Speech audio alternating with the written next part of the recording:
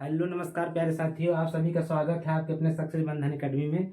आप लोग का एग्जाम जो यूपी ट्रिपल एस सी पेट का जो है, अब वो अंत तो घड़ी आ चुकी है कि आपका एग्जाम जो 28 और 29 को होना है। तो आइए देखते हैं हमें क्या क्या ले जाना है एग्जाम से, इम्पोर्टेंट जो है रिलेटेड डॉक्यूमेंट क्या क्या ले जाना है, ताकि हमारा जो है आप ताकि उससे एग्जाम हाल से बाहर न किए जाए। ये देखिए, पहला जो है एडमिट कार्ड। सबसे पहले तो आपको एडमिट कार्ड ले जाना है। एडमिट कार्ड आप प्रिंट करवा लेंगे अपने। उसके बाद जो है दूसरा में आपको 2 पासपोर्ट साइज की फ़ोटो ले जाना है। अपनी जो नवीनतम फ़ोटो आपके पास होगी उसका दो दो कॉपी आप ले लीजिएगा। ये हो गया, पहला एडमिट कार्ड हो गया। दूसरा जो है 2 पासपोर्ट साइज का फ़ोटो हो गया है। उसके बाद क्या है, अगला जो है फ़ोटो आइडेंटिटी प्रूफ है। अब उसमें प्राय जैसे आधार कार्ड हुआ, पैन कार्ड भी आता, ड्राइविंग लाइसेंस हुआ, उसके बाद वोटर आईडी, जिनके पास जो भी हो उसको ले जाइए। उसके बाद जो है उसकी एक फ़ोटो कापी भी आपको ले जानी है। ये पॉइंट ध्यान रखेंगे, क्योंकि आपका उसमें एडमिट कार्ड में जो भी जारी हुआ है तो उसमें जो है एक तो मूल प्रति बोला है, उसे छाया प्रति भी बोला है। मूल प्रति में क्या आपको होगा, फोटो आइडेंटिटी, जैसे आप आधार कार्ड ले जा रहे हैं तो आधार कार्ड तो ले जाना ही है आपको, लेकिन आधार कार्ड की जो फोटो कापी उसको भी एक कॉपी लेके जाइएगा। ये बहुत ही ज़रूरी है। और उसके बाद क्या है, ये क्योंकि आप ऑफलाइन एग्जाम है तो आपको ऑफलाइन एग्जाम में जो है या तो ब्लू या ब्लैक बॉल पॉइंट पेन भी ले जाना है। इतना इतना जो है आपको मस्ट, अगर आप इतना डॉक्यूमेंट या पेन लेके नहीं जाते हैं तो आप एग्ज़ाम हॉल में एंट्री नहीं मिलेगी। बहुत ही ज़रूरी है। इतना आप इतने दिन से मेहनत करके पढ़ रहे हैं, अगर ये सारी चीज़ें छोटी सी अगर मिस्टेक हो जाती है मेरे साथियों तो बहुत दिक्कत हो जाती है। आप जैसे फ़ोटोकॉपी करा के नहीं गए यहाँ से, कहीं कहीं ऐसा सेंटर रहता है जहाँ मतलब वहाँ तो ना तो फ़ोटोकॉपी दुकान है, हम बहुत प्रयत्न करेंगे तब भी नहीं हो पाता है, और मतलब जो है आपको एंट्री करने ही नहीं देंगे। तो आपको जो एग्ज़ाम देने से पहले ही आप जो है बाहर हो जाएंगे। तो इसलिए ध्यान रखेंगे, एडमिट कार्ड ले जाइए आप लोग। पहला है, इसको ध्यान रखेंगे। दूसरा जो है पासपोर्ट, 2 पासपोर्ट साइज फ़ोटो आपको लेना है। और दूसरा तीसरा क्या है, फ़ोटो आइडेंटिटी प्रूफ, उसका जो है फ़ोटो कापी, इसको तो मस्ट याद रखेंगे। अगला अगला क्या है, ये देखेंगे blue black ball point pen. ये भी, या तो मैक्सिमम सब ब्लैक ही ले जाते हैं तो आप लोग ब्लैक ले जाइएगा, ये पेन ले जाइएगा। अब देखिए, आपको जो है एग्ज़ाम में हाल में जो है एग्ज़ाम टाइम कितना, 2 घंटे का आप एग्ज़ाम होना है। और उसमें जो है क्वेश्चन हल करते समय ये भी ध्यान रखेंगे कि निगेटिव मार्किंग भी है। 1/3 जो है आपका निगेटिव मार्किंग है। अब देखिए, एग्ज़ाम सेंटर पर 2 घंटे पहले पहुंच जाएं। जैसे मान लीजिए आपका जो है सुबह 10 बजे से अगर एग्ज़ाम है तो आप जो है प्रयत्न करिएगा 8 बजे तक आप पहुंच जाइए उस पर। क्योंकि अगर ये होता है ना, कभी कभी हम सोचते हैं चलो यार पास में एग्ज़ाम है, थोड़ा देरी चलेंगे तो देरी हो जाती है। कभी कभी ट्रैफिक लग गया, कुछ भी प्रॉब्लम आ गई तो आप पहले ही बाहर कर दिए जाएंगे रेस से। इसलिए जो है पहले आप 2 घंटे पहले ही पहुँच जाएँ आप वहाँ पे। और जो गेट क्लोज होगा वो 30 मिनट, जैसे आपको 10 बजे एग्जाम स्टार्ट होना है तो जो है 9:30 बजे बंद हो जाएगा।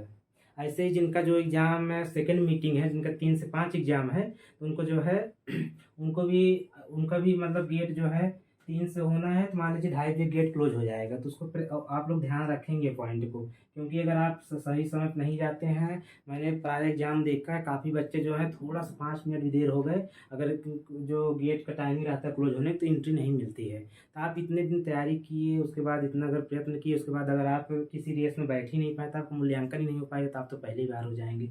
इसलिए इसको बहुत ही ध्यान रखेंगे। 2 घंटे पहले आपको एग्जाम सेंटर हॉल पर पहुँच जाना है। अब आप देखते होंगे आपका सेंटर काफ़ी दूर दूर चला गया है, मतलब जो जिला है उससे जो है काफ़ी दूर दूर दिया है। तो आप इसका मतलब मूल्यांकन कर लीजिए कि मुझे कैसे जाना है, कितना दूरी है, कहाँ ठहरना है। क्योंकि एग्जाम वाली पहली रात इतनी नींद नहीं आती है आप लोग को, सबको नहीं आती है। तो इसलिए जो है कम से कम ये करिए कि आप जो है रिलैक्स माइंड में रहिए। अब आपने जितना भी पढ़ना था आप सब पढ़ चुके हैं, अब सिर्फ रिलैक्स करिए। अब जितना हो रिवीजन कर लीजिए 1-2 बार, उसके बाद फिर अपने सेंटर पर जाइए। अगला देखिए, अब बात करेंगे हाउ टू अटेम्प्ट क्वेश्चन। अब जैसे आपको जो है ये कैसे क्वेश्चन का अटेम्प्ट करना है। अब देखिए 100 क्वेश्चन है, 100 क्वेश्चन आना है। तो 100 क्वेश्चन में जैसे मान लीजिए ये जो ग्राफ एंड टेबल वाला आता है, ये भी सेक्शन होता है जो कि काफ़ी इंपॉर्टेंट सेगमेंट है। इससे जो है आपको 20 क्वेश्चन आते हैं। इसमें ये देखा जाता है कि ये इसमें जो है 4 अगर ग्राफ एंड टेबल क्वेश्चन दिया है, इसमें 1 या 2 बहुत ही कैलकुलेटिव दे देता है। अगर आप यही मिस्टेक करें, अगर पहले आपने सिर्फ ग्राफ को ही उठा लिए, ग्राफ हल करने चले गए, सबसे शुरू में सोचा कि चलो यार ये ज़्यादा नंबर का है, तो अगर शुरू में अगर आपने प्रयास किए सिर्फ ग्राफ ही हल करेंगे, ये कभी कभी देखता है आप जो है कैलकुलेटिव ज़्यादा रहेगा तो आप स्टक कर जाएंगे, फंस जाएंगे। तो उसमें जो है आपका टाइम, जो बहुमूल्य टाइम होता है, वो कहीं न कहीं नष्ट हो जाएगा।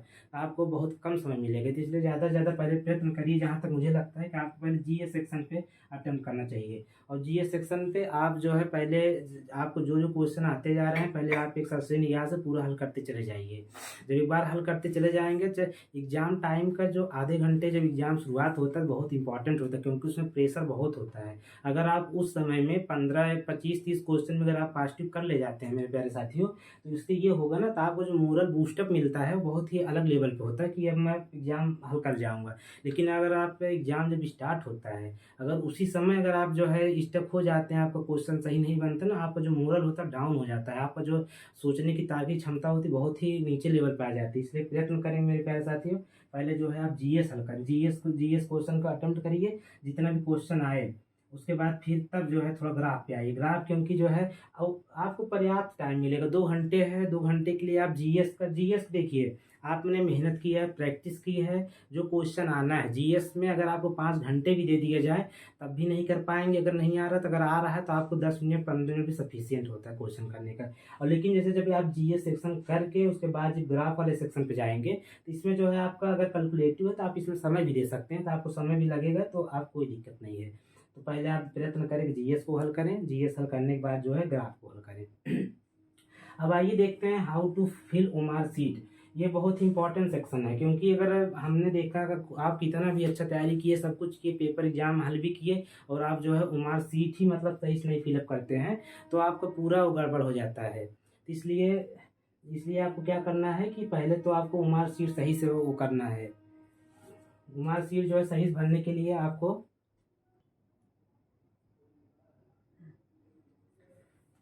यही मैं बता रहा था प्यारे साथी आप सबको, जैसे ये उमार को कैसे भरना है। अगर उमार में से आप कितना भी अच्छा पेपर ही हल कर लिए, लेकिन जैसे मैंने देखा है कि लास्ट में सब सोचते हैं 15-20 मिनट जो बचेगा उसमें उमार फिल करेंगे। ऐसा नहीं होता। लास्ट टाइम अगर आप क्वेश्चन नहीं बने रहते हैं, और उसमें अगर आप मान 10 क्वेश्चन आपका छूट रहा है ना, तो उसमें प्रेशर इतना रहता है कि मान लीजिए जैसे अगर आपने क्वेश्चन एक से करते करते मान लीजिए आप 50 का क्वेश्चन किए हैं, उसमें मान लीजिए 1-2 क्वेश्चन आपको नहीं आया, जैसे 48 और 45 नंबर जो भी क्वेश्चन नहीं आया, जब अंत में आप जो उमार भरने आएंगे, अगर प्रेशर बहुत ज़्यादा आपके पास है, तो लास्ट में क्या होता है पता लगे, आप सिक्वेंसली पूरा भरते चले आ रहे हैं, 1-2 क्वेश्चन नहीं किए उसको भी भर दिए, पूरा सीक्वेंस गड़बड़ हो जाएगा। अगर सीक्वेंस गड़बड़ हुआ तो आपका निगेटिव मार्किंग है, जितना नंबर आना है सारा चीज़ गड़बड़ हो जाएगा।